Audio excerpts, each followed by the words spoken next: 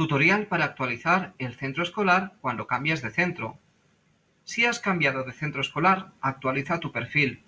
No modifiques la información del centro anterior, tan solo tienes que marcarlo en tu perfil como no activo.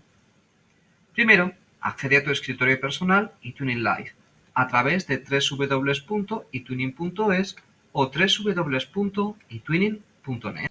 En la parte lateral izquierda, al lado de la fotografía del perfil personal, haz clic en Modificar.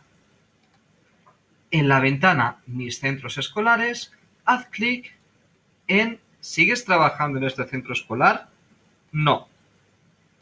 A continuación, guarda los cambios y nos vamos a la parte de arriba, Añadir un centro escolar. Elegimos un país, elegimos una comunidad autónoma y el centro escolar.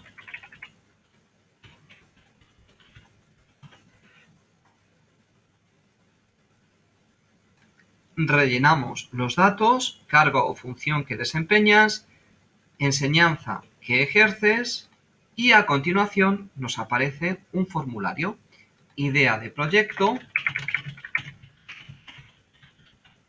si vamos a utilizar un kit o no, la edad de los alumnos, los idiomas que vamos a emplear, las asignaturas y daríamos a la vista preliminar.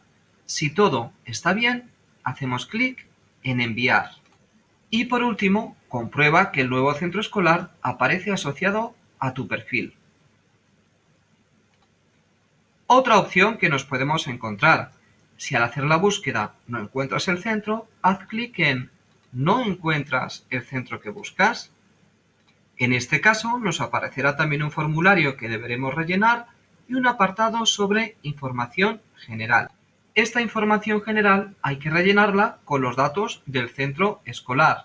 Nombre, dirección postal, código de centro, datos de contacto, datos del director, correo electrónico, etc. Introduce toda la información requerida actualizada. Se trata de la primera vez que se registra este centro escolar en la plataforma eTwinning.